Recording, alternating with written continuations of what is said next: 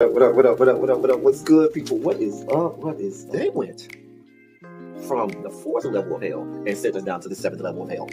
Why? Because then you got Kwanzaa pulling out her titties. The whore pulled out her titties. And these whore bags over here started feeling and fondling on her tits.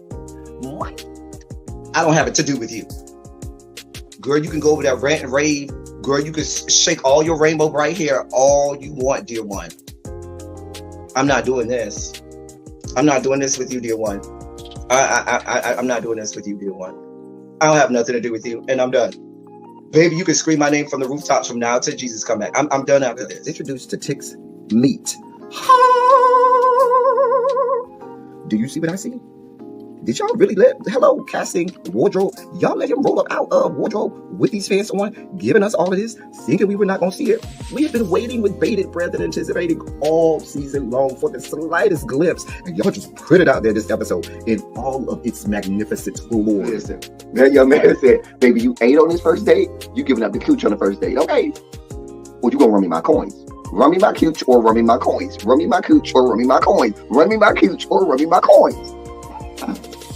That's our new theme song.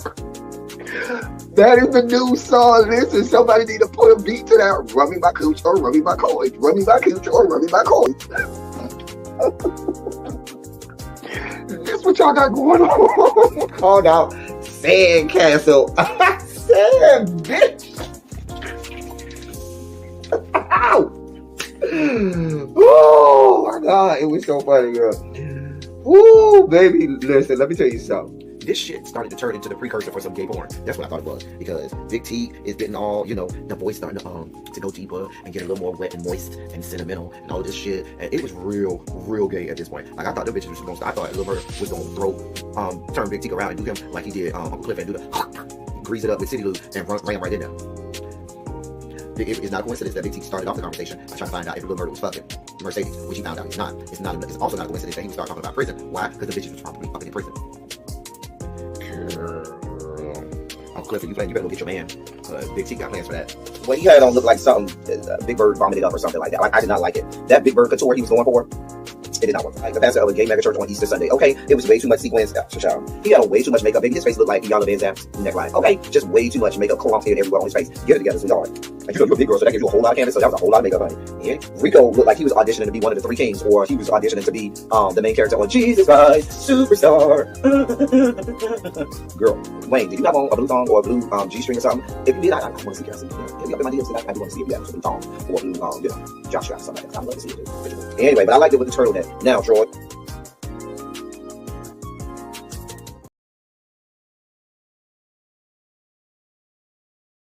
All right. Let's do this. Here we are.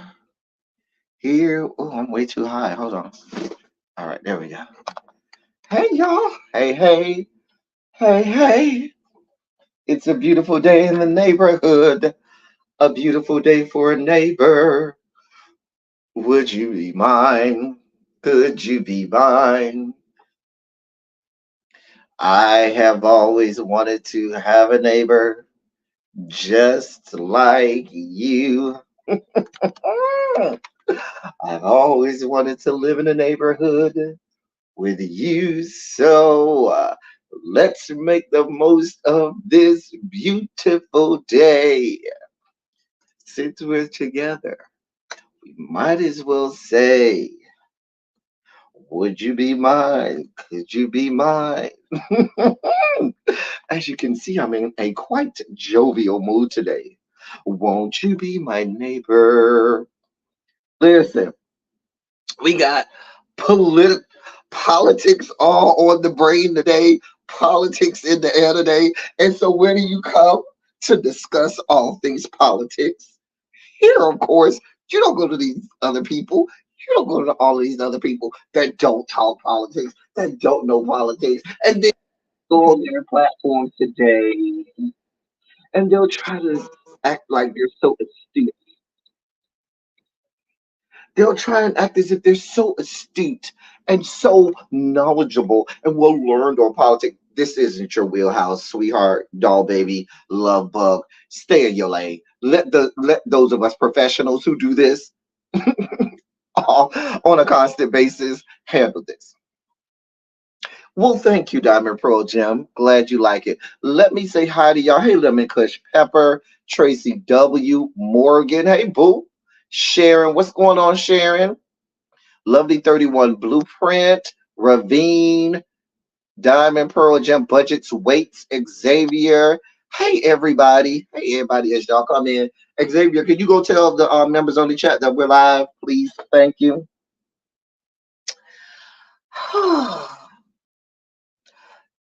I'm in a good mood right now. And so we do have a late bell today. Oh, hey Tracy C. Late bell today will be at 5:30. At 5:31, we will have a 50-word essay. I'm in a good mood today. 50-word essay for anybody late today. That is, of course, until somebody ruins it. And then it's going to go from 50 to 50,000. I'm telling you now, I'm in a good mood today, as you can imagine. So right now, today's essay is 50 words. Okay. Now, the late bell is at 5:30. 5:30 is the late bell. After 5:30, listen, boo, I have nothing for you. Nothing. Get this good 50. It's only a 50-word essay. Listen, you can fart out 50 words. How's everyone doing today?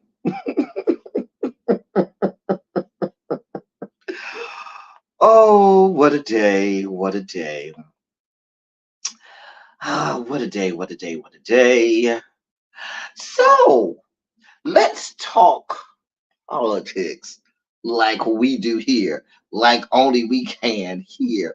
We got some things to talk about. Now, there are some other things in the dossier today, but certainly the lion's share of our time shall be spent breaking down the news of the day. Today's top story, oh yes, breaking news.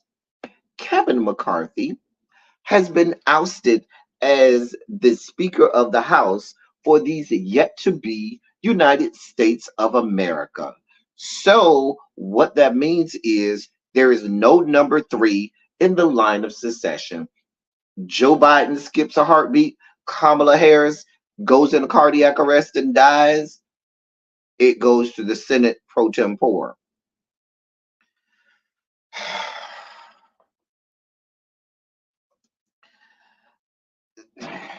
Our current Senate pro tempore is Senator Patty Murray out of the great state of Washington, D.C. Hey, Harold, what's good, boo?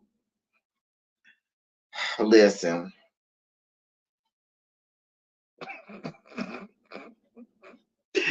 So here's what happened. Hey, Sharice. Here's what happened. We talked about yesterday the fact that Matt Gaetz, Republican representative out of the great state of Florida, had already said, listen, I'm going to introduce a motion, put it on the floor to take his ass out of the speakership. He did that today.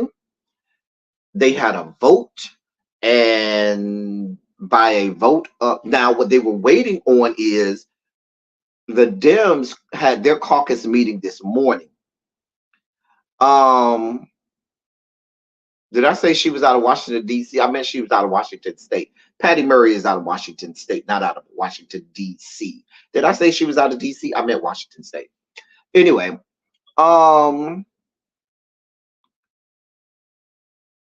so, right, if Biden heart skips a beat, Kamala Harris goes into cardiac arrest, the next president will be Patty Murray, Senator Patty Murray out of the great state of Washington, D.C.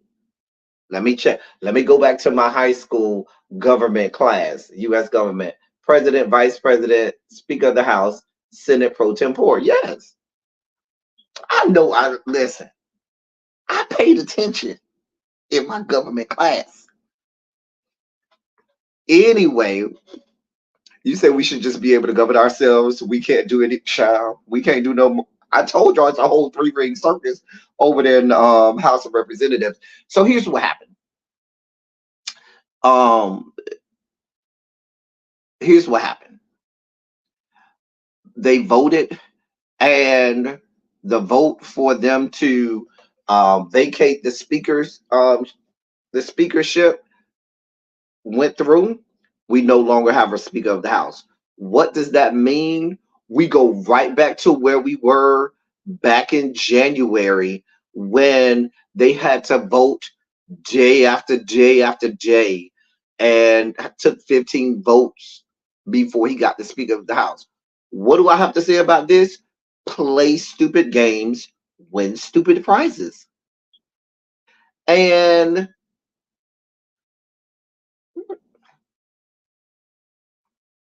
I got you, Cams. Cams just texted me. Um, Play stupid games, win stupid prizes. Okay. And Kevin McCarthy played a stupid game, and now he's winning a stupid ass prize. We talked about this back in January. We talked about this back in January when we laughed at really be if you want to come up, you can to discuss this. You I trust you. You are one of the few people who can come up here and talk politics. I don't know where you at or what you're doing, but if you just wanted to come up, let me post this in the chat for really be in case she wants to come up to discuss and laugh at Kevin McCarthy. Oh, you not home? Okay, no problem. So yeah, you play stupid game, win stupid prizes. You knew when you took the speakership that at any given moment, if you blinked wrong, you wore the wrong colored tie, you farted too loud, you stared too long at the wrong person, they were going to get a couple of their friends. Remember, the Republicans only hold like a 4 or 5 seat majority. I did not ignore your message, sir. I just announced here on the live that you had just texted me. Did I ask the people if I literally just a few moments ago announced that you had texted me? And I did not. I mean, I did not ignore you, sir. See, this is what I got to deal. I got to deal with Cams coming in, interrupting me, and I literally just gave the Cams a shot. I said, "Hey, that's Cams texting me. I see you." I literally just did that, Cams. Can't make these people happy. Cannot make these people happy. Back to my commentary. They only have like a 4 or 5 seat majority in the House, meaning all that person that got mad had to do was find 4 or 5 people, 3 or 4 people to side with them, and they could vote his ass out.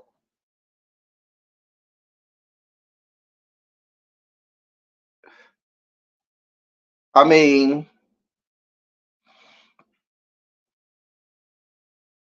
I'm just saying, girl, you play stupid games, win stupid prizes. Now, fucktards and troglodytes like Marjorie Taylor Greene, Tom Gosser, Matt Gaetz, Lauren Boebert, and all of the other ass clowns over there in the Freedom Caucus, and the fucktards that you have over there have your balls in their hands, squeezing whenever they want.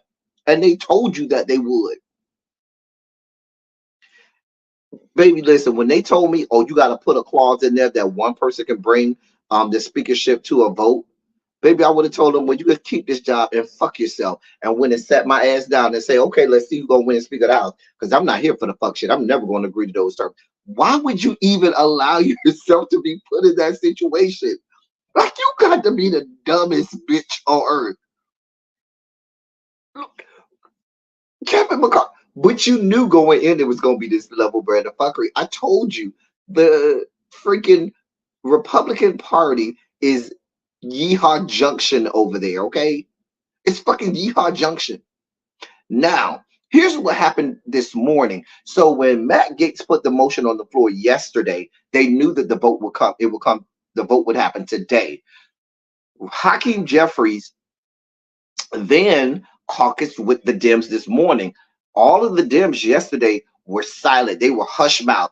When they went in, when all of the pundits and everybody spoke to the Dems yesterday, the Dems all were fell in line, lockstep and key, and said, we're gonna go with whatever minority leader Hakeem Jeffries tells us to do. They all fell in line. Everybody say, whatever Representative Jeffries tells us to do, that's what we're going to do. We'll caucus in the morning. They caucused this morning. My frat brother came in with his good crimson and cream cane in his pocket, throwing up the yo and shimmying down the aisle to the front.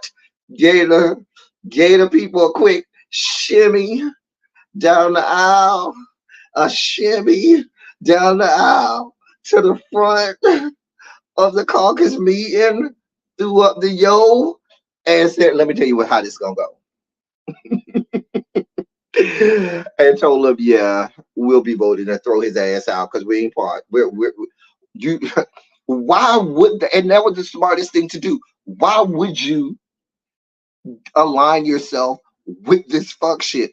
Nope. Y'all want him out? We want him out too. Vote for Hakeem Jeffries for Speaker of the House for all we care. Listen, unless it's the Dems need to hold tight and say, unless you're voting Hakeem Jeffries as Speaker of the House, we have nothing to do with you. We don't want nobody unless it's Hakeem Jeffries.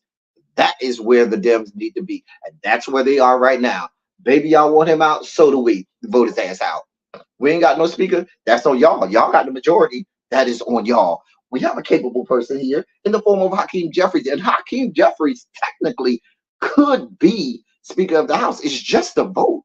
What ends up, a lot of people get confused because procedurally or historically, whichever party has the majority of the votes, they will vote one of their own because that makes sense.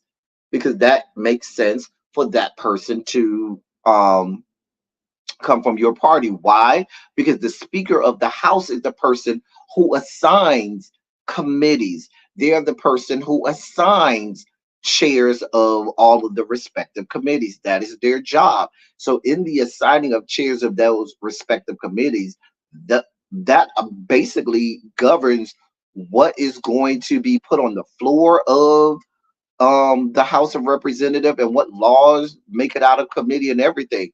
Becoming a committee chair and which party has control of those committees is inherent. I mean, astronomically important to governing and lawmaking in this country. So that's why no political party is going to give up the speakership to their adversaries on the other side of the aisle. But when you have a whole clown show over there on the Republican Party, I told you it's fucking Yeehaw Junction over there. It's Yeehaw Junction over there. You got the Freedom Caucus that all come out of their trailer parks with overalls and inbreeds following behind them into, the floor of Congress and decide that they're going to, enact laws that affect the rest of us. Then in the other faction of the Republican Party are those people that come down from their penthouses from lower Manhattan or from some other otherworldly expensive high-rise Brickell, Miami or somewhere, and they come down, descend from their mansions and come to the floor of Congress and look down on everybody as if they're pious and holier than thou. What's up, Lamone? Lamone, you right on time. Late bell was at 5:30. You right on time, Lamone. See, you right on time. Liz, you here for the politics fuck shit? And so those are the two extreme factions of the Republican Party. The people, like I said, that come up out their trailer park, put on a suit and put a pin on lapel and say I'm a congressman, then the other ones that descend out of their mansions or out of their high-rise apartments and come down and look down upon the rest of us because we're not like them. And then you have the other that are middle class. Look at everybody popping out the bushes. Volvo, Yana, Montrez. What's going on, y'all? Hey, everybody, because late bell is at 5:30. So late bell is ring up. At this point, you're late. Hall monitors, please. Anybody else that comes in, please make sure you see them. You know, make sure they're taken care of. Anyway, and then you have so many other factions of the Republican Party. Now, what you have is you have a whole infighting in the Republican Party because the inmates are running the asylum. The tail is wagging the dog. When stupid ass Kevin McCarthy played this stupid ass game, he is now the recipient of this stupid ass prize. When you agreed to those concessions to the likes of people who have no reason being in Congress, you coalesced and acquiesced to the demands of people who have no business even being seated in Congress, no reason even having a lapel pin stating that they are a lawmaker here in these yet to be United States of America. You acquiesced and coalesced to the demands of people who were okay with the active overthrowing of the United States government. You acquiesced and coalesced to people who wanted to off the vice president who was a member of your party. What did you think was going to happen? How did you think this was going to end? How did you think this was going to end? Oh, Yana, you didn't hear. Those people just coming in. Breaking news. We no longer have a Speaker of the House in these years to be United States of America because they voted to oust Kevin McCarthy out of the speakership. So now we're going to take another 3 or 4 days. We'll probably be well into next week before we actually have a Speaker of the House. Because the Dems ain't budging. Is Kevin McCarthy going to go back? Who knows? Because like I told you, the House right now, he has, I think, a 4 or 5. Let me give you the exact. I don't want to speak y'all. I think it's like a 4 or 5 seat control. I think it's like a 4 or 5 seat majority, Republican control of the House. So Republicans have 222 seats. That means that they have a 4-seat control. It's 218 votes that you need because there are 435 seats in the House of Representatives. So that means you need 218 in order to get any legislation across to have any motion passed. They have 222. They have a 4-seat technically 5-seat majority because the 218 gives them a 1-seat majority, and then having 222 gives them a 5-seat majority. So what that means is if 5 people, just 5 people say, I don't want no parts of you, bro, you're in jeopardy. You're in jeopardy. 5 people is real easy. I told you it's a whole Yeehaw Junction over there in the Republican Party. 5 seats. It's easy to get yourself and 4 other people to decide to oust him. Yeah, that's real easy. That's real easy.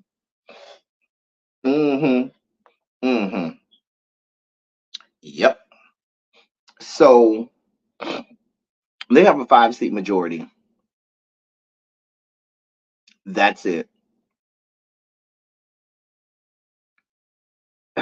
Baby, listen. So when I tell you we could be having a series just like we did back in January, we could be having series of votes going well into next week. Because remember, you're going to need 218 votes. And right now, ain't no 218 votes to be had. Now, Kevin McCarthy tried to jump bad yesterday Well, talk about when Matt Gates put the motion on the floor, Kevin McCarthy tweeted out, "Bring it on." Matt Gates said, "I did. It was brought." And today, what happens? Matt Gates says, "Oh, you think you somebody bad? Well, get a load of me." An alleged human sex trafficker, I'll be the agent and conduit to which you are ousted from the speakership of the House of Representatives in these yet to be United States of America. A whole ass man, allegedly a sex trafficker, a whole ass man who allegedly sent cash apps and payments to young women underage. I'm sorry, to pay for young women under the age of 18 to come and do all types of debaucherous things to and with him is the agent by which your ass was ousted out. I hope that feels good. How you like it up the ass, Kevin McCarthy? I don't feel bad for you. Play stupid games, win stupid prizes.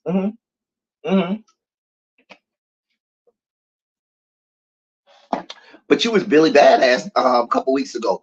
Oh, you was here for all of the smoke. But yesterday, bring it on. Girl, where are you today?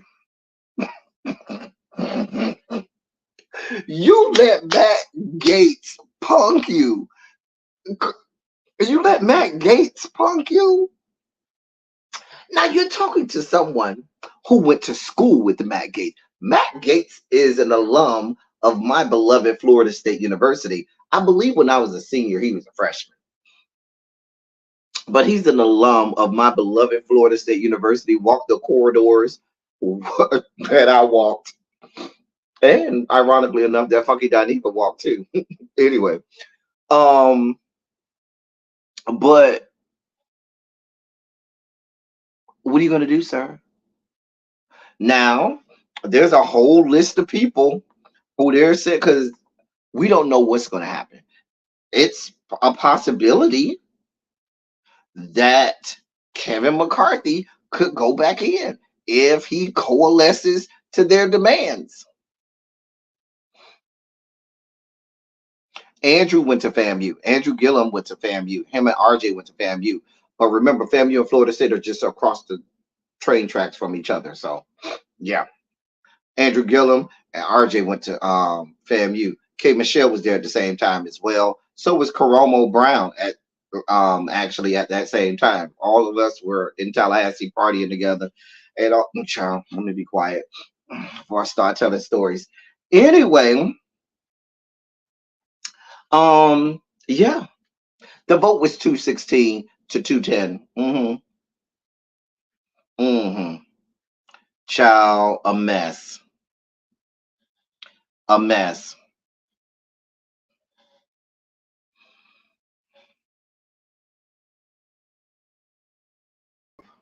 We have what's called an acting Speaker of the House. And acting Speaker of the House is Republican Representative Patrick Mahenry out of the great state of North Carolina. And he was declared acting Speaker of the House, and he's Speaker pro tempore, chosen from a list designated by McCarthy and shared with the House Clerk, a process implemented for continuity of government reasons after 9/11. Yeah, those will be stories for members only live. Yeah, here we'll do a members only live and tell some of those stories. Oh, I got some juicy stories too here. Harold, that'll be a members only live. You wait. I'm with Harold. Don't let me forget on the next members only live to tell. I got at least one story to tell y'all. Oh, I got many stories, but there's one story. Let me shut up. Anyway,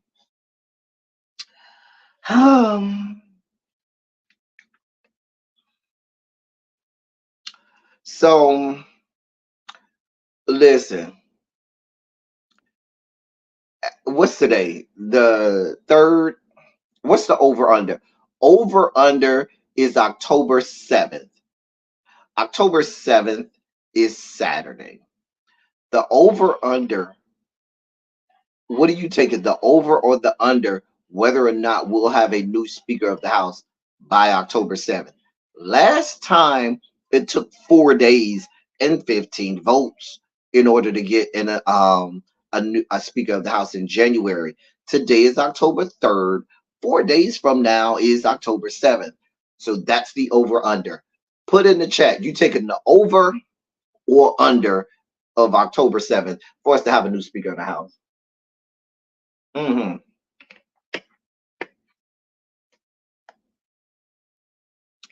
He has had this threat of them vacating him from Speaker of the House for the last, what, 8 or 9 months now. You knew it was coming. You knew one day you would piss these people off, and you just thought you was just gonna get by unscathed. Play stupid game, win stupid prizes. I think it will last longer this time. You taking the over, Yana? Miss Baythang taking the over. Y'all mark down these bets now. Yana is taking the over. Miss Baythang is taking the over. I'm taking the over as well. If you want to know what I'm taking the over. I'm just saying. This BS will go beyond October 7th. Diamond Pearl Jim is taking the over. Morgan says she'll take the over as well.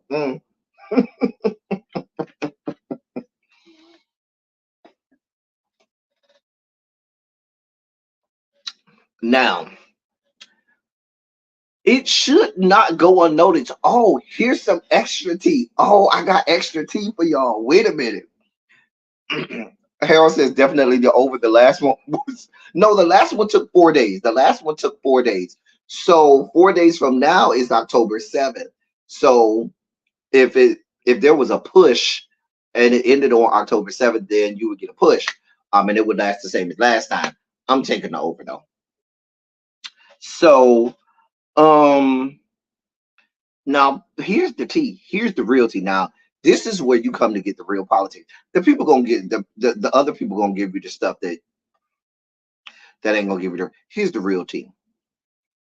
The real tea is Matt Gaetz is bloviating all about, oh, the debt ceiling. Oh, we have 16 trillion dollars in debt.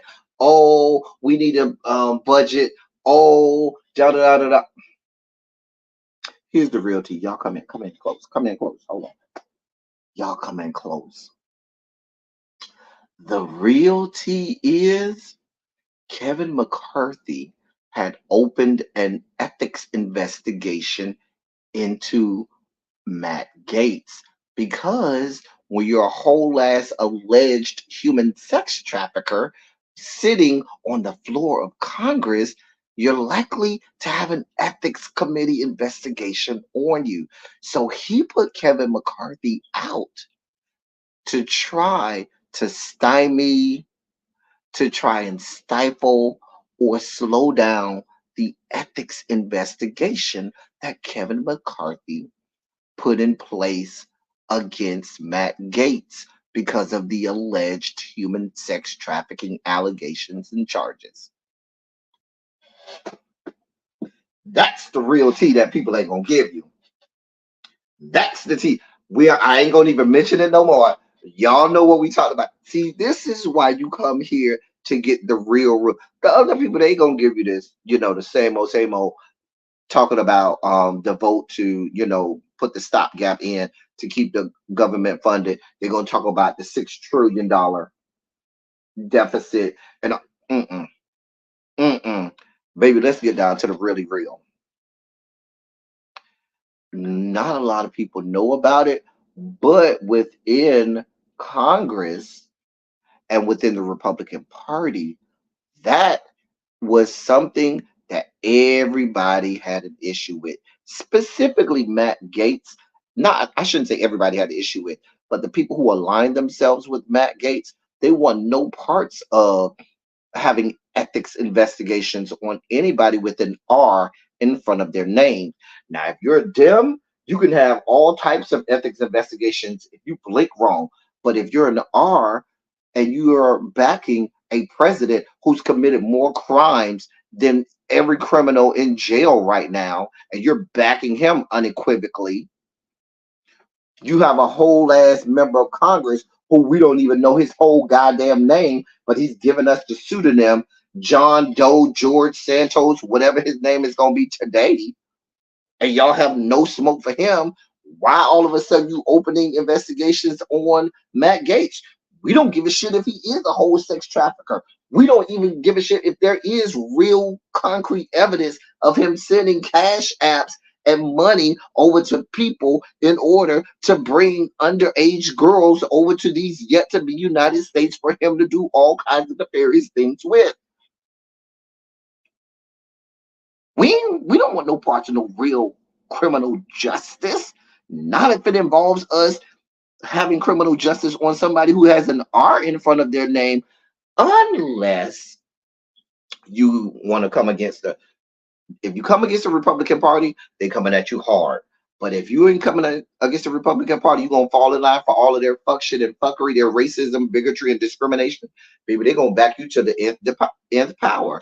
But come against them if you want to. Kevin McCarthy, you think you're gonna be absolved of this?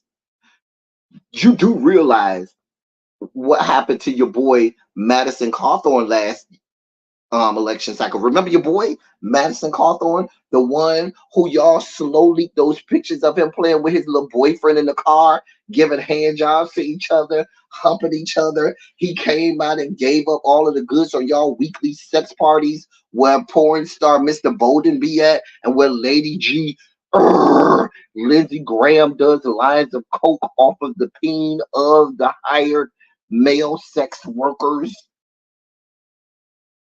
And Madison Cawthorn tried to give up the goods and tell other people. And what did y'all do? Y'all ousted him. Remember that? And he was a member of your own party.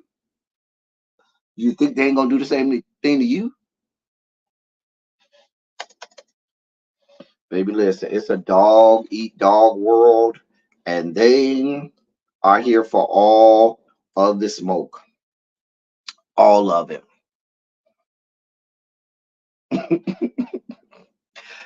Mr. Bolton is on record talking about frequenting. Harold, you got to go. You got to be on freak Twitter. Mr. Bolden is on record saying that he goes to these Republican functions. He's on record already, girl. I'm just saying. Yes, Mr. Bolden is on record. Child. Where's Xavier? I'm sure Xavier could put the tweet in the members only chat for you. Just tell Xavier to put the tweet out in the members only chat with Mr. Buck. I think we talked about that on this channel at one point. But anyway, listen, I done spent over 30 minutes on this already. We do have other news, but this is what's happening, people. This is what's going on. So I'm going to monitor the situation. My thing is, because the Republican Party is a whole shit show right now. I told you it's Yeehaw Junction over there. It's a whole fucking shit show over there now. So whatever they got going on, let them do. Here's what y'all do, Democrats. Hakeem Jeffries, hear me good. Listen. Fellow noob. Bruh. Listen to me, Hakeem. Do not bend the knee. Do not negotiate with the terrorists on the other side of the aisle. Those people over there on the other side of the aisle are fucking terrorists. We do not negotiate with terrorists. Do not listen to them. Don't entertain any of their questions. Don't take any meetings from them. Don't do anything. Baby, y'all sit tight and say, until y'all nominate a Democrat to be this, until Hakeem Jeffries' name, that's the name we're going to put in every time. The entirety of the Democratic caucus, Hakeem Jeffries every time. What do we? Y'all figure that out over there. Over here, we all in the same page. Do not acquiesce to their demands, because Kevin McCarthy right now needs the Democratic Party, because I believe that I'm trying to tell you how many people voted against, how many Republicans voted against him. 1, 2, 3, 4, 5, 6, 7, 8. There were 8 Republicans that voted against him. Matt Gaetz out of Florida, Andy Biggs out of Arizona, Ken Buck out of Colorado, Tim Burchett out of Tennessee, Eli Crane out of Arizona, Bob Good out of Virginia, and Nancy Mace out of South Carolina, and Matt Rosendale out of Montana. 8 people. I already did the shimmy, Ravine. You missed it. I did the shimmy earlier. Where was you at? I did a whole shimmy for like 30 seconds. Where was you at, Ravine? I ain't hitting the shimmy no more. We got to keep the shoulders oily. Got to keep the shoulders oily. I can't give up the shimmy too often now. Got to keep it oily. It's only on special occasions. Anyway, but yes, do not engage the hostiles over there on the right side of the aisle. They are terrorists. Don't even look over there. Don't even look their way. Baby, if the conversation doesn't start with Hakeem Jeffries being Speaker of the House, then you don't entertain it. End of story. So we're going to continue to monitor the situation. It's a whole shit show in Congress. A whole shit show in Congress. Okay? A whole shit show. We'll keep you posted if anything transpires. If anything transpires, we'll definitely, y'all know this is the place you come for news coverage. In more news, politics leaning. So just red ball back, Ravine. Trust me, you'll see me shimmy. I shimmied on the live. Anyway,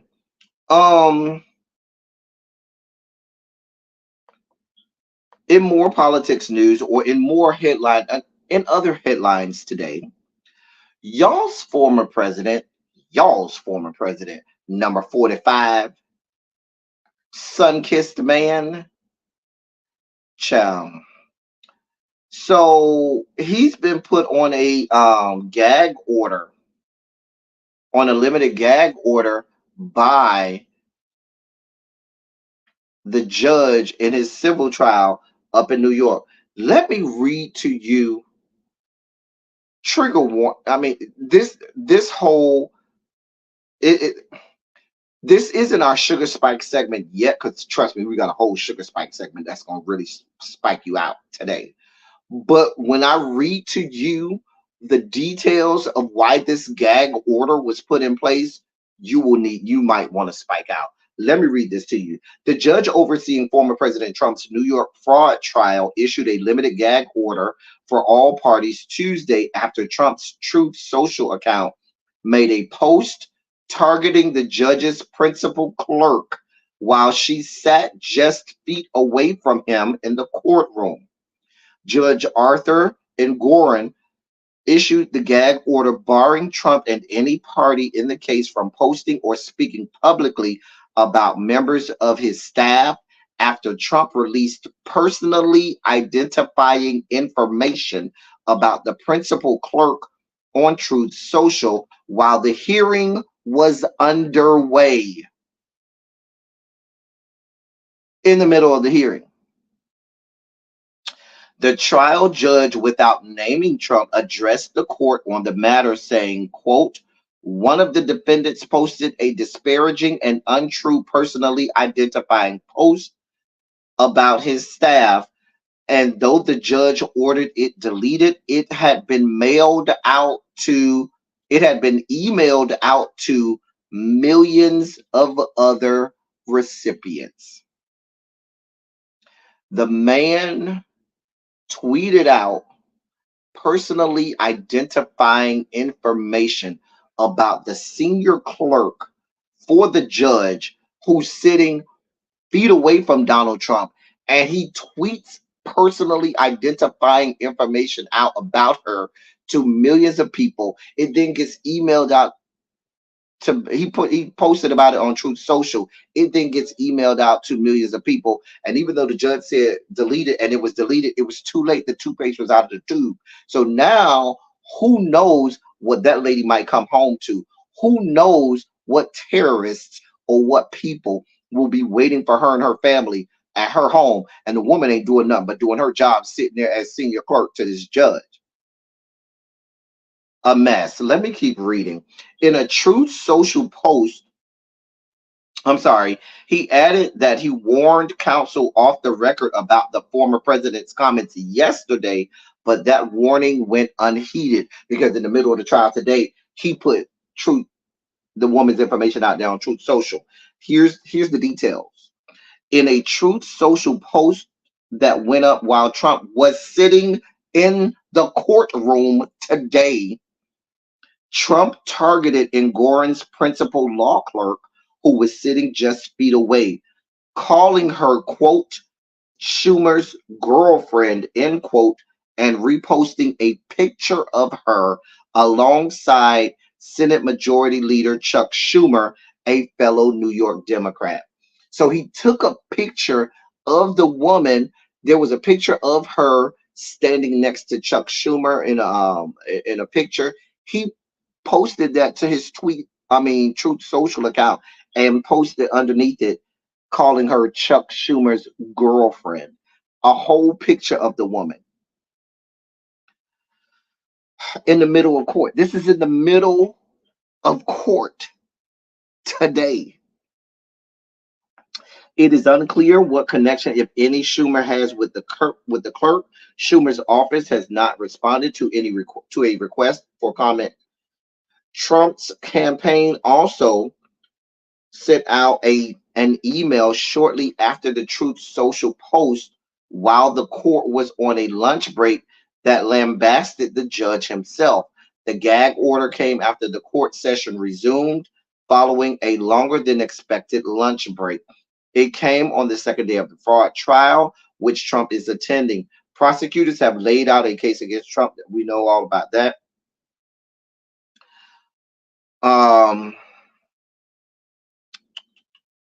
So that's the details of it. So hey, Janae, what's going on? Janae said, "Hey, all professors are exempt from essays today." You know what, Janae? The essay today was only 50 word essay today. Just go see the hall monitors, Janae. They'll take care of you. They'll take care of you. But listen, here's what y'all president got going on. The man is sitting in court, literally feet away from this man is the principal law clerk for that judge. Every judge has a staff, a stenographer, all of their clerks, and the people who work on his staff to help the trial run. This is the principal law clerk who literally sits over by the defendant's the area for the defense. Trump is in the middle of court, sees the lady. Oh, I got a picture of her, and I was about to say tweeting, but posting on Truth Social the woman's picture, calling her Chuck Schumer's girlfriend. His campaign then emails the pictures out to millions of people, calling the woman Chuck Schumer's girlfriend and all types of other stuff.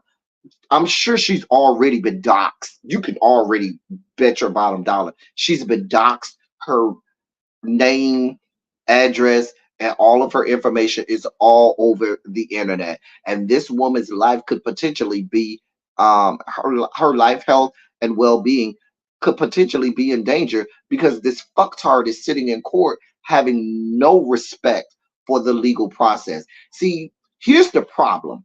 You play games with him. You placate to him. You give him slap on the wrist and do a limited gag order. If it were me, and I'm the judge, and I had already had a conversation with your legal team yesterday, and you sat in my courtroom today posting on social media about my staff, I'm finding you in contempt of court. Take his ass to jail. I find you in contempt of court. Take his ass to jail because I don't got this type of time.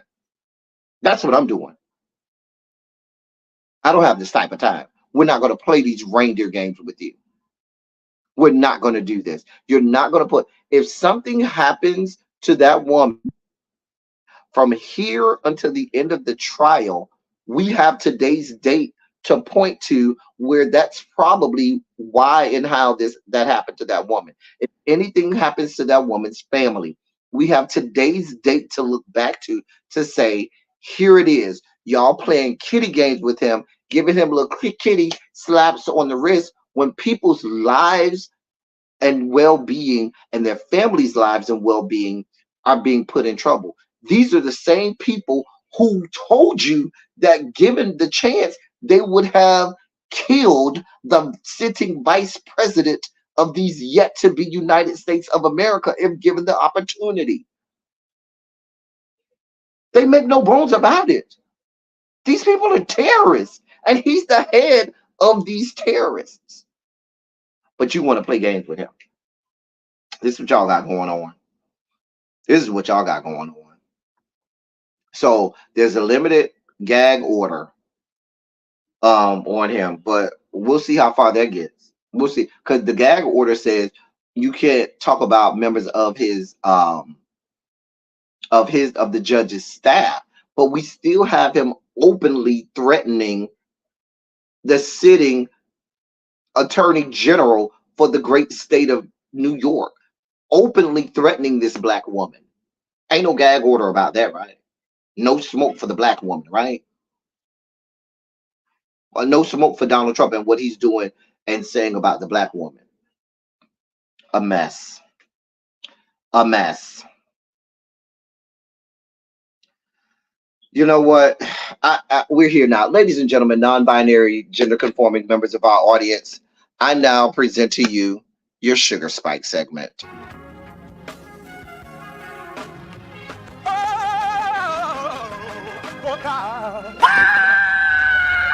You see, this is the part that I like.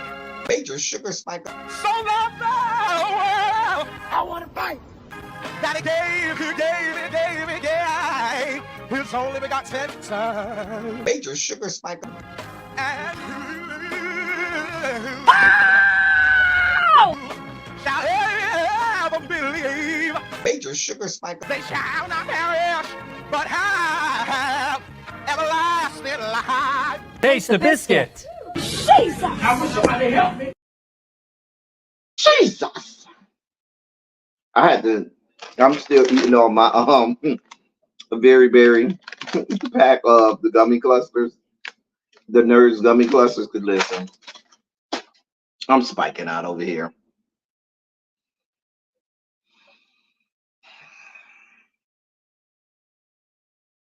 Where do we go now? Let's go here. Since we're having whole sugar, we're deep in the weeds with the sugar spikes, right?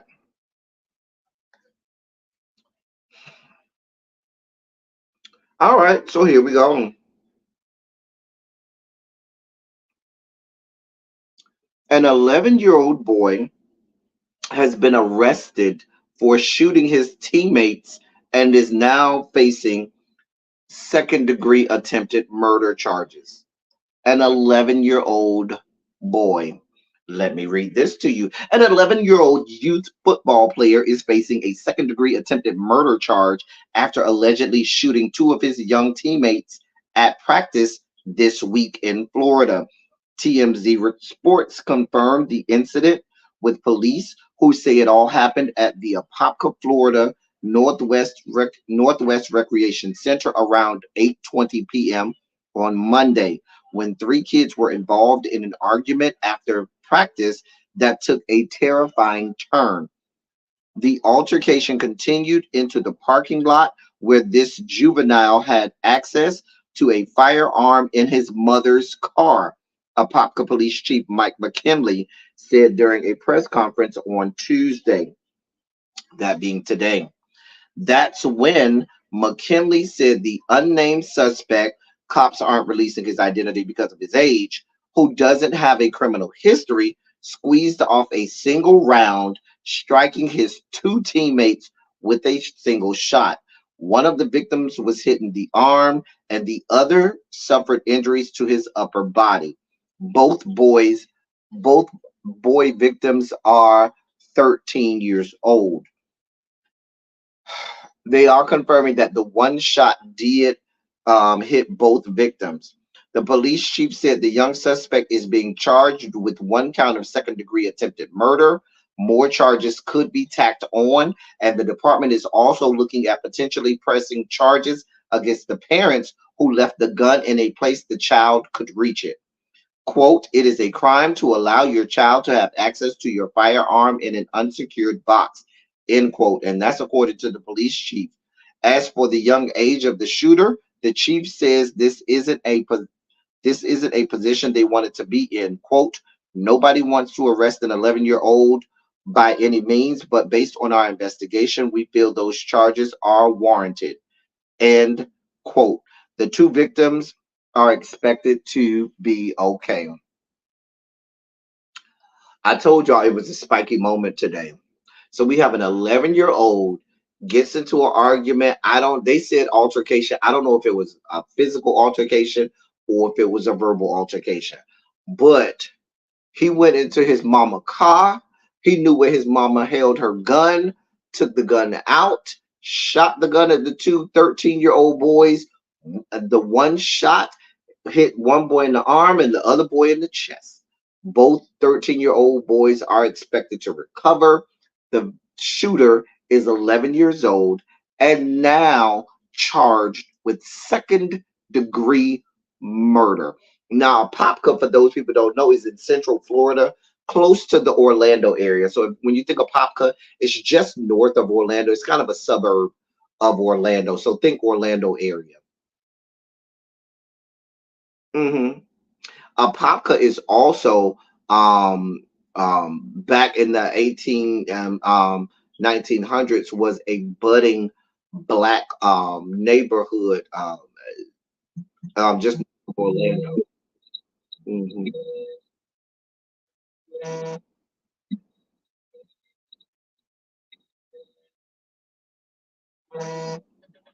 This is what y'all got going on. I don't know what y'all want me to do with this.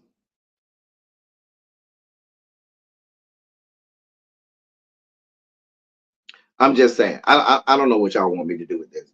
We're not done with the sugar. Listen, go ahead. Go. I'm telling you now, you need something to regulate your sugar levels. Sugar spiking moments is a plenty over here.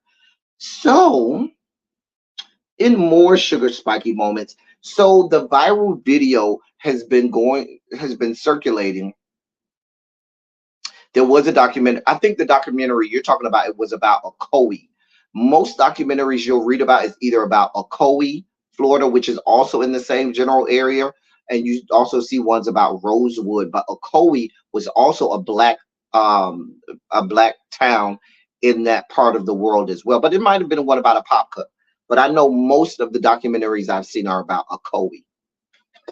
So the viral video has been making its rounds over the last 2 days out of the great city of Jacksonville, county of Duval, great state of Florida, where you see handcuffed Lakean Woods, who was bludgeoned by Duval County Sheriff's Office and Jacksonville Police Department. So much so that I'm not going to show the video. I'm also not going to put the man's mugshot. The man's mugshot is up. His name is Lakean. It's LE''KEIAN. Last name is Woods. WOODS. Okay, so that's Lakean, LE''KEIAN. Last name Woods. So they beat this man, and the video that I saw, the man was already handcuffed. They had him on the ground. They just started slamming his face into the concrete and into the ground and everything. Let me read this to you, because what they're saying is that the force was justified.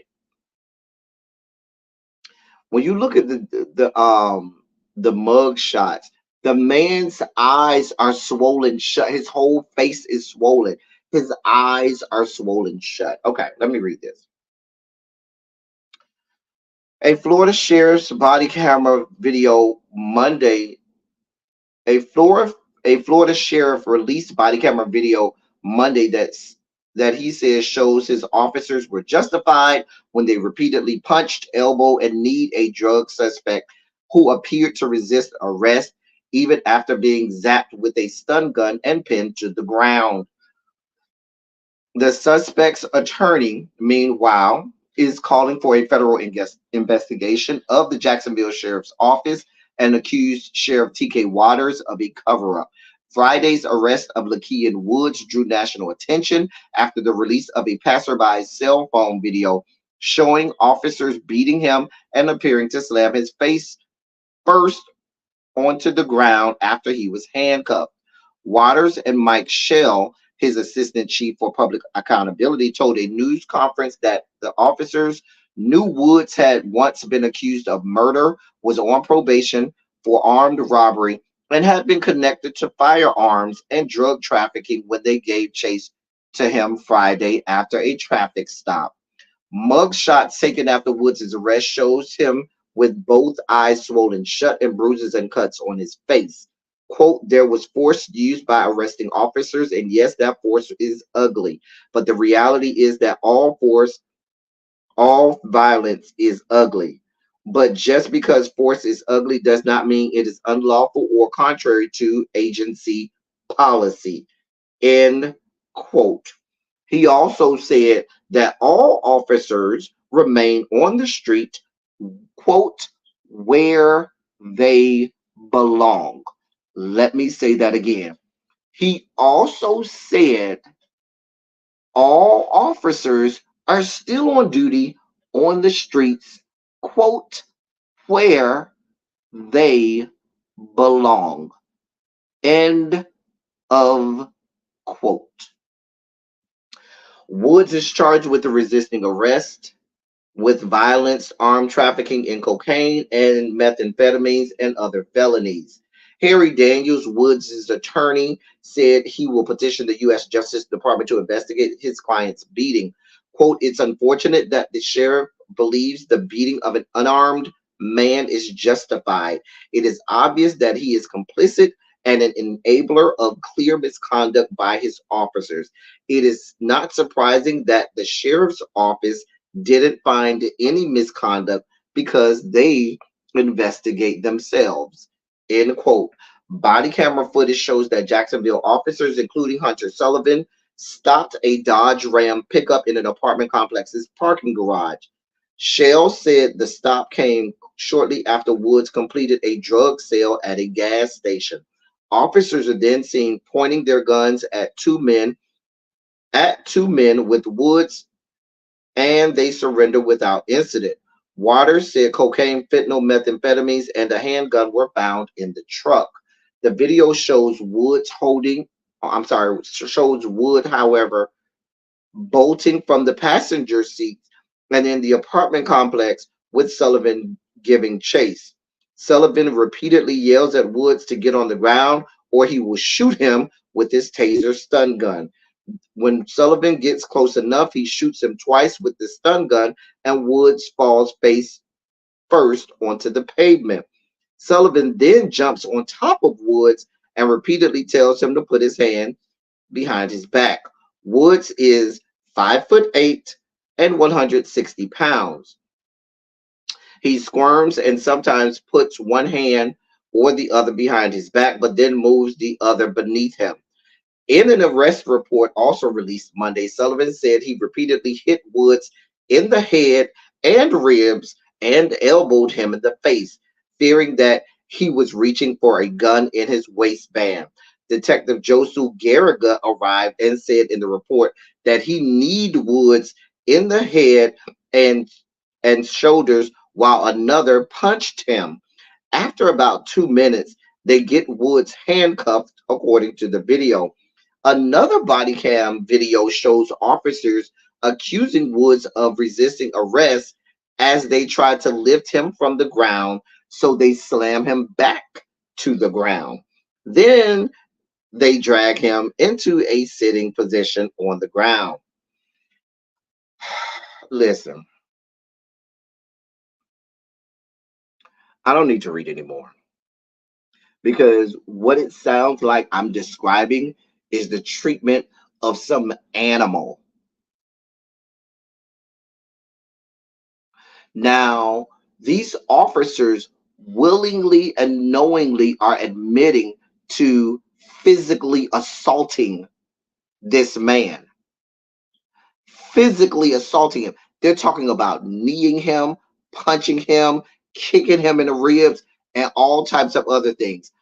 I don't know how you justify that doing all of those things are what's going to help you subdue him and put him in handcuffs after you have already tased him twice. He's on the ground, sir. He's on the ground. Let's be clear. Even more egregious than the actual bludgeoning of this young man is the justification and the excusing away of it by the sheriff's office. Now that's the shit that is insidious. Ain't no, oh, we putting you on desk duty while we're investigating. He said, oh no, they still on the street where they belong. I don't give a shit what he's being arrested for. A person can be arrested for the most heinous crime known to man. That does not give you as law officers reason to abuse people. You're not judge, jury, and executioner. Your job is to see to it that they are taken to the right correctional facilities, holding cells, jails, prisons, or wherever they need to go. But you don't get the authority to, one, take someone's life, two, physically assault and abuse people. Now, did he resist arrest? You tased him. Okay, you tased him. He fell to the ground. When the other officer got there, you mean to tell me a young man, 5'8", 160 pounds, you have two big police officers, because I've seen the video. Y'all can't manage to subdue him and get him in handcuffs without having to physically assault him, bludgeon the man, and then after he's handcuffed, y'all slamming him face first into the asphalt and things like that, and the sheriff is justifying it and saying they did the right thing and followed policy and protocol, and they're right back on the street, quote, where they belong. But if we don't have no problem with policing in the United States of America, right? No problem with policing, right? Everything's fine. You do realize, Sheriff Waters, that you are elected every year. Hey, Monk Chip Boom, just go see the hall monitors. They'll take care of you, Monk Chip. Monk Chip knows she my boo. I gotta move on because I'm spiking out. I'm spiking out.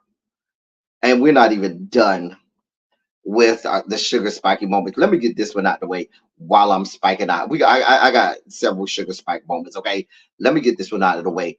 Remember a few years ago when we reported on the Army officer by the name of Lieutenant Karan Nazario? Remember about 2 years ago, we reported on him. This was in Richmond, Virginia. He was at that gas station, got stopped by the police, and refused to get out of the car because he was afraid. And he put his hands out the car, and the police then drug him out of, maced him in the car, drug him out of the car, continued to mace him. Remember, he was in full military uniform and everything, and they maced him and everything when he got out the car and everything. Remember that? Remember that case? We talked about that. We talked about the trial and everything. We covered that case. I have an update for you. It was like 2 or 3 years ago. We talked. I think it was 2020 actually. We talked about it, right, in the black SUV, exactly. And remember, he was kind of light skinned, kind of light brown skin, black man. And he had on the full police uniform, not police uniform, full military uniform. And he said, "I'm scared. I don't feel safe getting out of the car." And they drug him out the car. They maced him in the car first, then drug him out of the car and maced him some more as he was standing there, and the man didn't even do anything. Let me read this to you. A U.S. Army lieutenant who was struck, pepper sprayed, and handcuffed during a traffic stop in Virginia asked a federal appeals court on Monday to overturn rulings by a trial judge after jurors found mostly in favor of the two police officers he sued. Video of the December 2020 encounter between Lieutenant Karan Nazario and Windsor police officers was viewed millions of times and highlighted Black drivers' fear of police mistreatment. In a legal brief filed Monday, Nazario argues that the court erred when it found in a pretrial ruling that Officer Joe Gutierrez and Daniel Crocker had probable cause to believe Nazario committed the crimes of eluding police, obstruction of justice, and failure to obey an order. Nazario also contends that the court erred when it dismissed his claims of unreasonable seizure, excessive force, and First Amendment retaliation. He also claims the court gave two erroneous jury instructions and is asking for a new trial. He filed his appeal with the Fourth U.S. Circuit Court of Appeals in Richmond. Quote, we believe that the jury's verdict was in part influenced by some of the rulings the trial court made, and we are asking the Fourth Circuit to review those rulings. End quote, said Jonathan Arthur, Nazario's lawyer. Ann Lauren, one of Crocker's attorneys, said the trial court, quote, was correct in its ruling on every issue that is now up on appeal, end quote. Um, she also said the judge and the jury saw the videos, heard witnesses, and overwhelmingly ruled in favor of the officers. The Associated Press sent emails seeking comment to the attorneys of Joe Gutierrez, but did not receive any.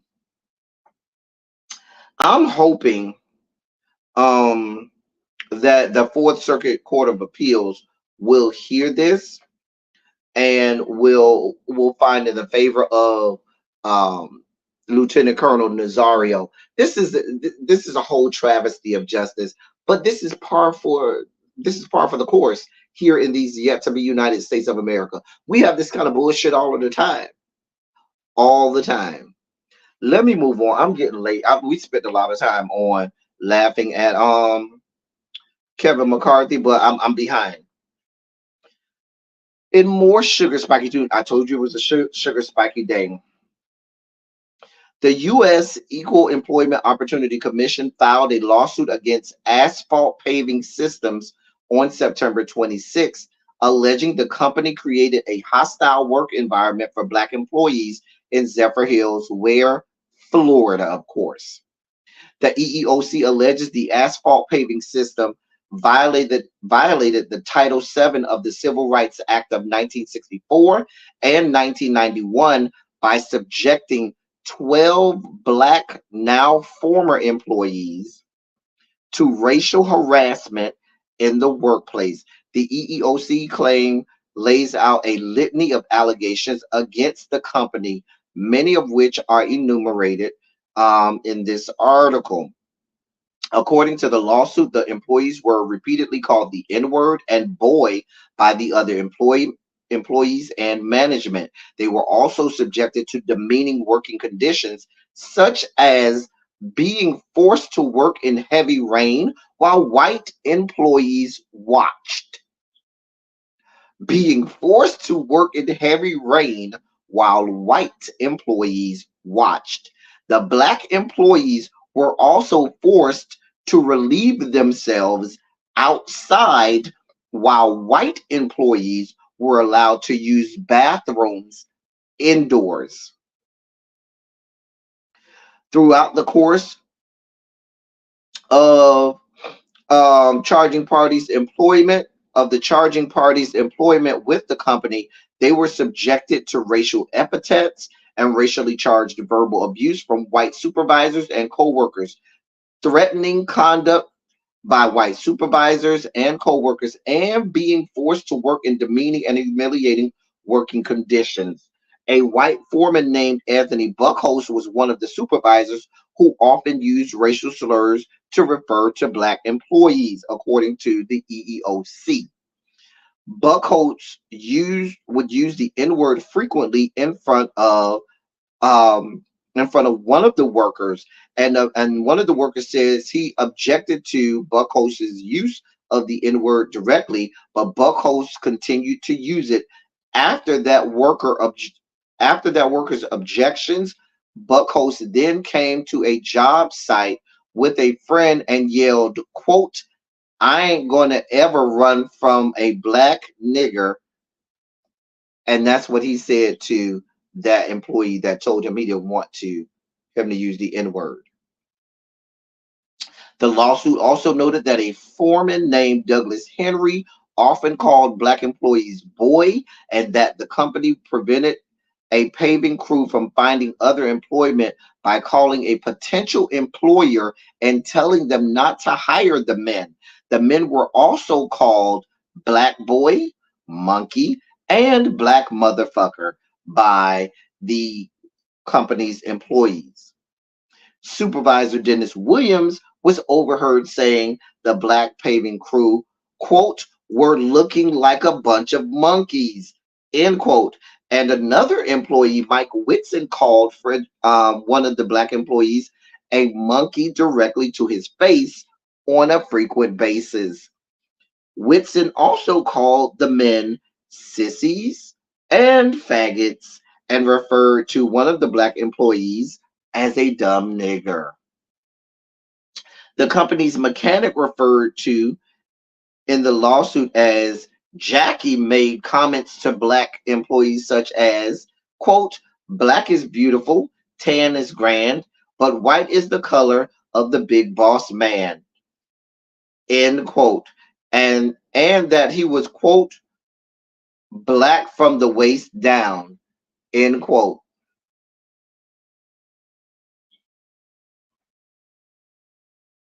What do y'all want me to do with this?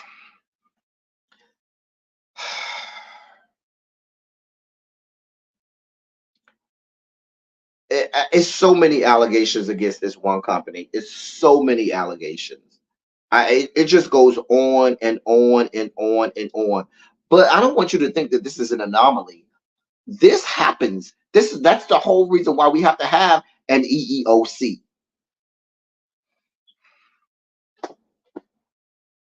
Listen, let me tell you something. It ain't worth it. Ain't no job worth it.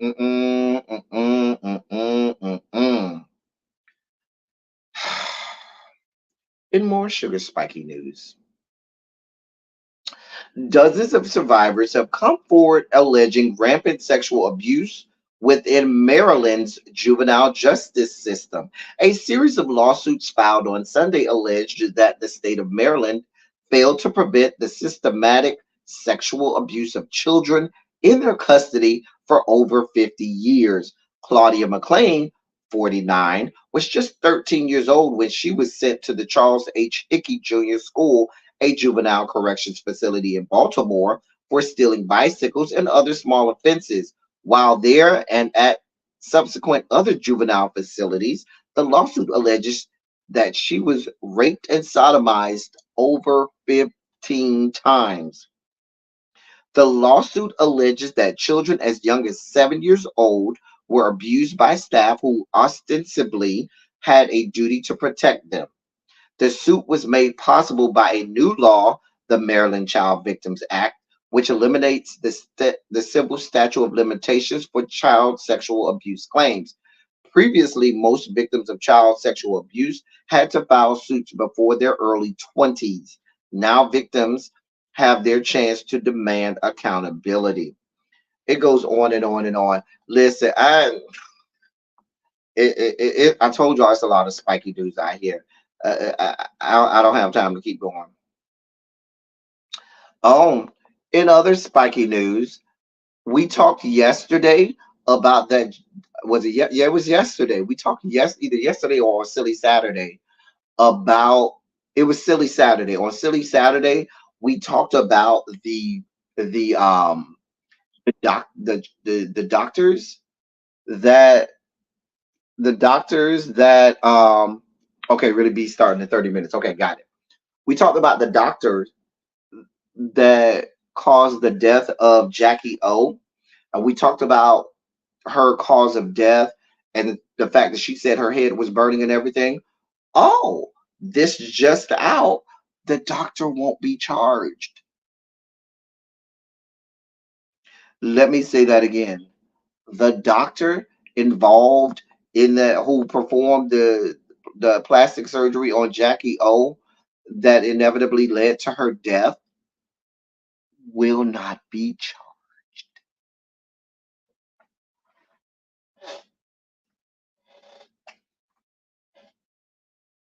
I'm just telling you what I just report the news here. These are the headlines of the day. These are our headlines of the day. I don't know what y'all want from me.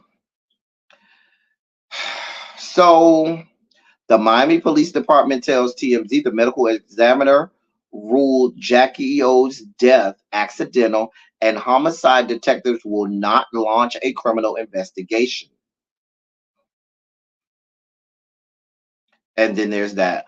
According to the medical examiner's report, Jackie well, let me read this. Jackie flew to Miami back in May for cosmetic procedures, and she was prescribed medications after her procedure. Jackie then got a headache, went back to the surgeon for a post-op appointment, decided to get a massage to alleviate her pain, and was advised to swap some of the pills she was taking.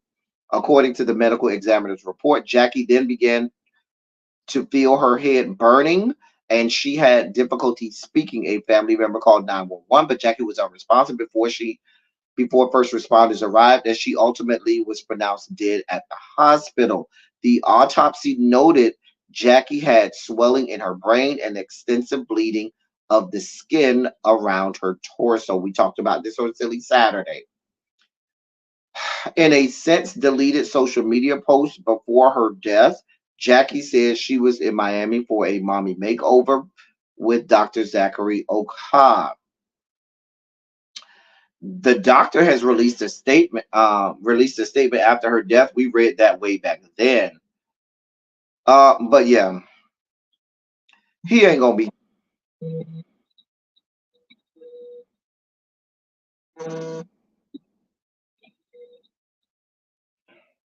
He ain't gonna be charged. I don't know what y'all want from me. I'm just here reporting to do. What do you want from me? What do you want from me? Black China is in the news. Baby mama is selling everything and the kitchen sink to pay for these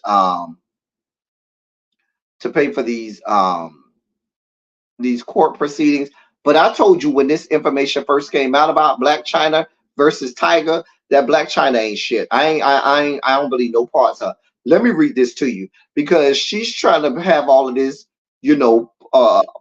pity party. And, oh my God, Tiger is such a horrible person, trying to make this black man look like he done did all these horrible things. Let me read this to you.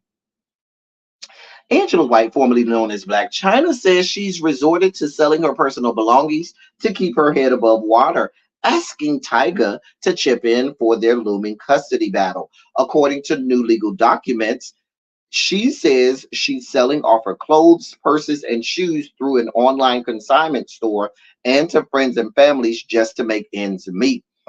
She claims she brought in over $178,000 this year from selling her personal items, which she says has supplemented her plummeting business sales. But there's a problem.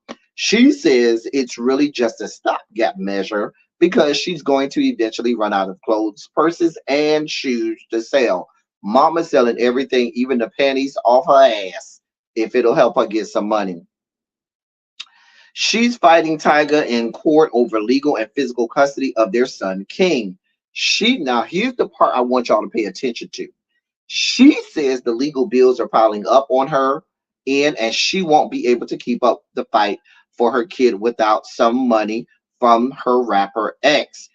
In the court documents, she claims Tyga has been interfering with the limited time she does have with her son, which is only 24 hours a week.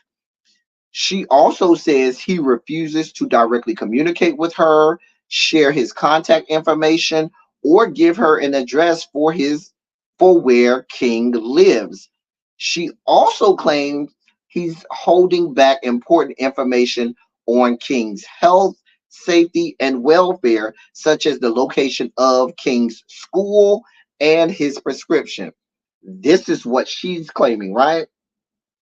However, sources familiar with the situation tell news outlets and Angela, what's the woman? Angela White knows where Tiger lives, and Tiger has been paying for King's private school tuition, medical bills, and most of the everyday living expenses. Sources are also told that King has his own line of communication with his mother and that she has easily accessible access to that line of communication with her son. She is seeking court orders to establish a consistent and regular schedule with King that Tiger can't obstruct and wants Tiger to pay $125,000 to cover her legal and accounting fees. I'm not here for no parts of it. The judge initially put you on only 24 hours a week because you was with the fuck shit and fuckery. Remember, you want us to look at you as, oh, I'm Angela White now. You're Black China. You chose to morph into Black China. You had all of that bullshit going on. And while you was over there all about town, all over the internet, all running across from sea to shining sea, being a thought skank running behind Rob Kardashian and trying to be on TV, Tiger was over here taking care of this child. Which is why the judge ordered, yeah, that child don't need no parts of your antics. You don't have a stable home. You don't have a stable environment. You only get to see your child 24 hours a week. The man has given you a way to access your child. You want to be able to call him.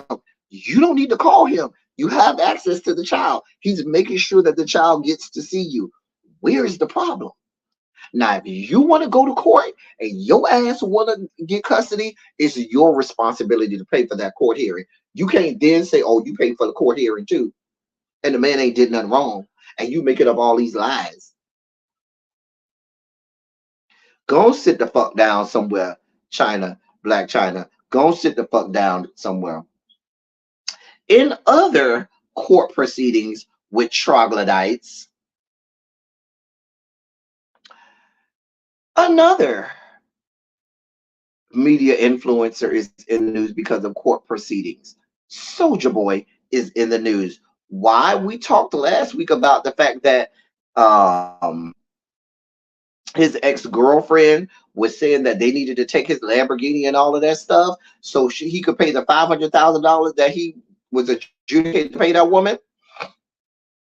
Her giving her life to the Lord doesn't mean it might be erased in the, in God's eyes, but here on earth we ain't erased nothing. We remember everything you did, and so does the court, Xavier. Baby, you can give your life to Christ. That doesn't absolve you of the fact that you don't have a stable environment. You just told us that you selling your own dirty ass panties just to pay for court. Why would they put a child in a household where you can't even afford to make your ends meet? And he's already living with one of the parents who has enough, means so that child can go to school, live, and be a normal child. Why would this doesn't even make sense. I'm not going there with y'all.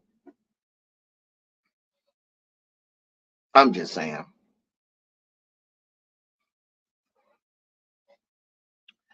Let me read this to you. A Los Angeles Superior Court judge has signed off on Soulja Boy's ex-girlfriend being allowed to have the sheriff's department seize property and cash from the rapper's LA home.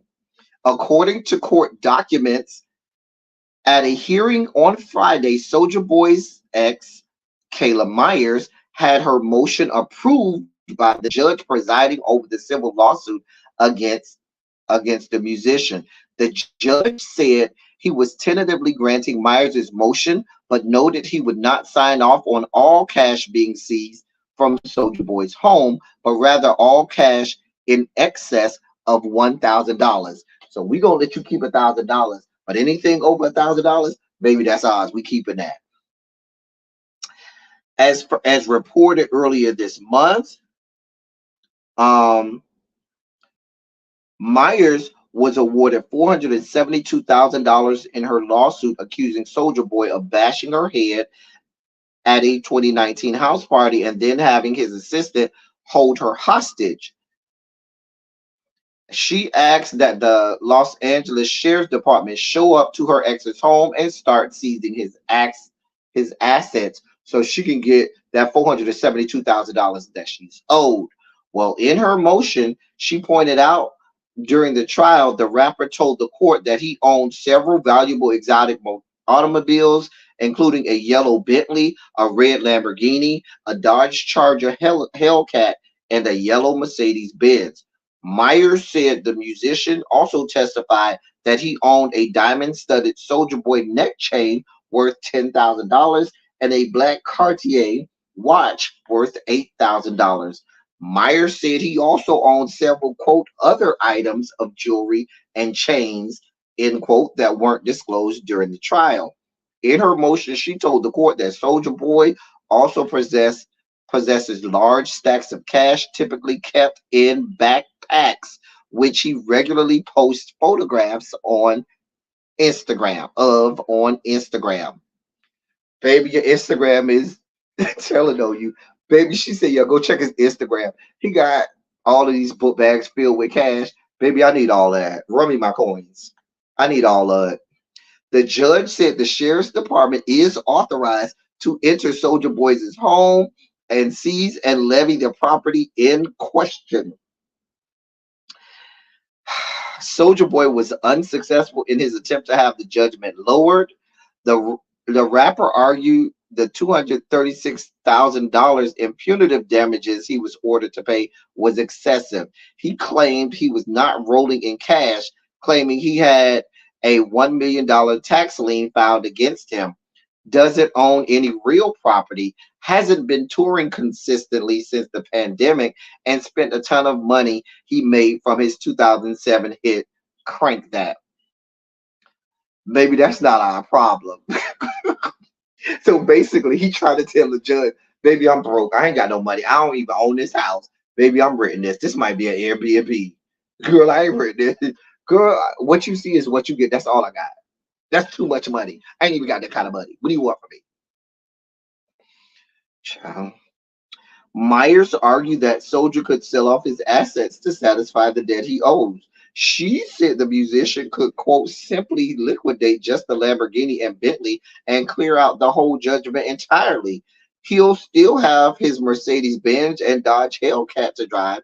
He'll still be able to live in his $25,000 per month mansion and keep all of his other valuable assets, end quote. The judge ended up denying Soldier Boy's attempt to lower the judgment. The court also scolded the rapper for living large despite his negative net worth. Baby, you over here trying to live for the gram, and bitch, you ain't even got no real property. Bitch, you ain't shit. But what do we expect from the likes of Soldier Boy? Soldier Boy, you better go work that good OnlyFans page you have. That's I don't know what to tell you. So go. I know you got that OnlyFans page. Go ahead and whip it out a few more times and work that good OnlyFans page. I don't know what to tell you. Here's what the judge said to Soldier Boy. Quote, someone as close to zero financially as the defendant claims to be might want to scale down the living arrangements.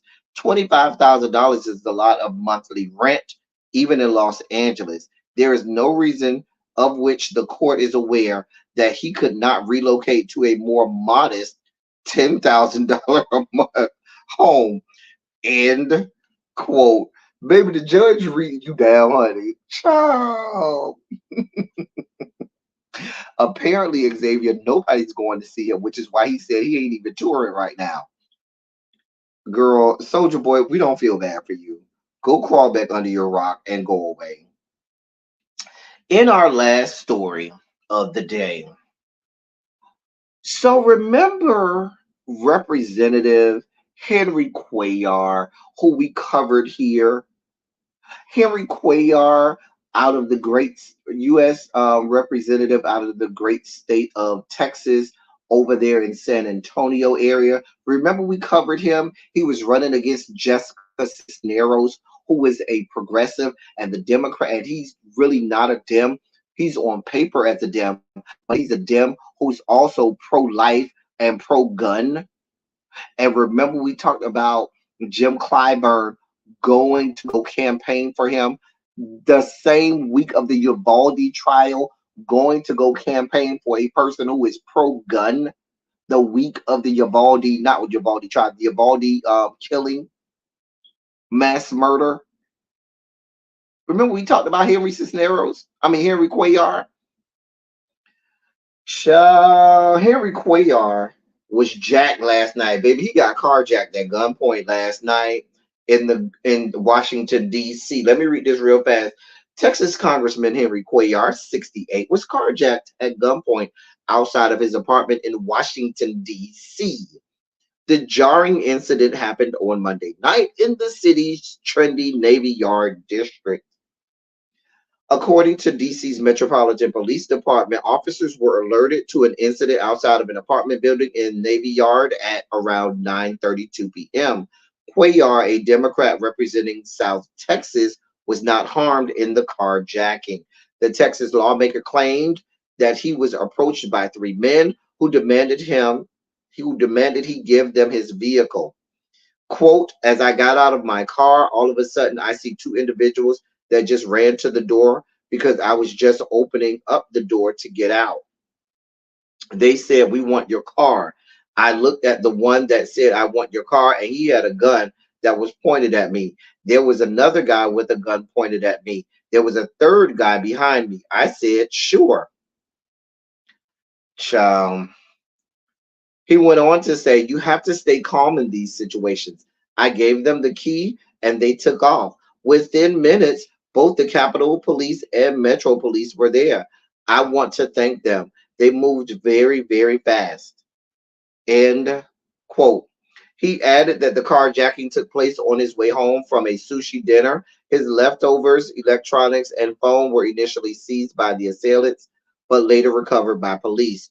Quote, I hope they do catch them, and I do want to thank the police for their work, end quote, Cuellar said to the assailants. Said of the assailant, excuse me. Listen.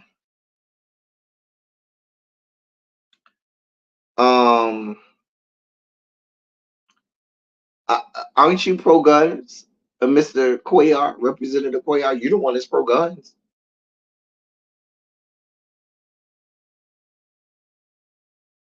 What are we talking about?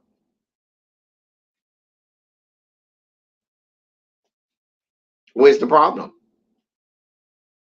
You got your phone back and your other stuff. I'm sure you can get a new car.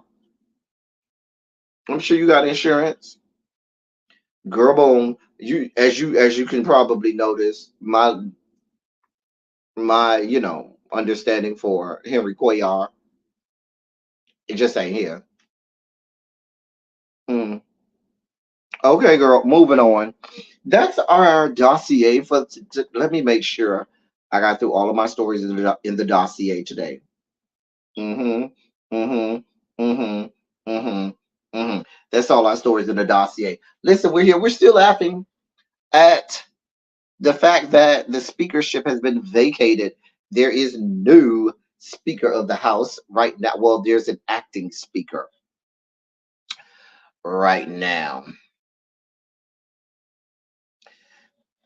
Girl, we are laughing at Kevin McCarthy. We said from the beginning, play stupid games, win stupid prizes. Hey, Chef, what's good, Chef? I ain't seen you in a minute. Where you been? You think I don't know who you are because you keep changing your name? I know who you are with your little fine self. When we gonna go and have drinks? Remember we supposed to go out and have drinks? Remember, sir? Anyway, what's going on, sir? How you doing? How you been? I ain't seen you in a minute.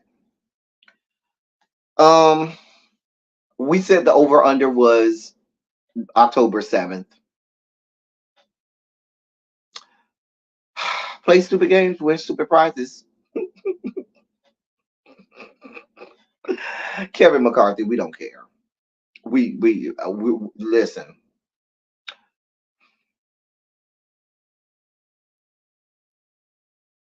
Don't cry for me, Argentina.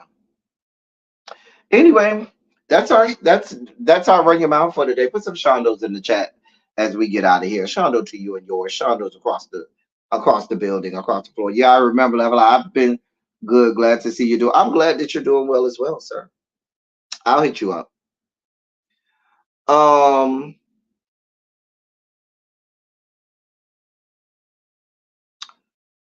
as I always say, I love y'all. I love on y'all. Thank you all for being vocal, present, and active. Thank you for doing what you do. Thank you for any and all contributions that you make to the channel. They are much obliged and much appreciated. Let me send y'all over to really be. Yesterday, for some reason, when I went and tried to do this, I just couldn't. Her live just wouldn't come up for me to send y'all over there. So I don't know. Let's hope this works today. Let's hope. I hope y'all enjoyed yourself today. If you enjoyed yourself, give us a like. Share it out. Other people may enjoy it as well, and they may, want to be privy to all of the great fun that you're having as well. Okay, there's a live. So, since other people, may want to have the same amount of fun that you're having, share it out. Let the people come and see how much fun we have over here. We do have a really good time over here, and I appreciate each and every one of y'all. Y'all got some really loyal subscribers, and y'all come over here every day and put up with all of our antics over here. So I really hope that you all are enjoying yourself. I hope that this place can be a safe haven for you all to come, enjoy yourselves, be informed, laugh a little bit, gather some information, and just have an overall good time. So I'm glad that you all are enjoying your time here. I certainly enjoy you all in the chat. Y'all make this channel what it is, and I am immensely grateful to each and every one of you all who come over here on a daily basis. Even the people in the bushes, I know it'd be a lot of y'all in the bushes that be over there in the bushes, and I'm okay with that. Y'all can stay in the bushes. I am not somebody that's gonna force y'all out of the bushes. You still can't press the like button from the bushes. I'm just saying. You could still press the like button on the bushes.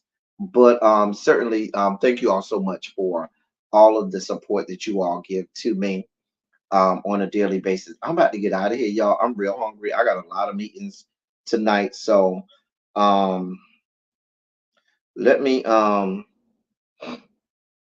let me get out of here. I've been on here almost an hour and 45 minutes, so I'm about to get out of here. That's all I got for you all. Until tomorrow, thank y'all for coming. Y'all drive safely. I'm out. Bye, y'all.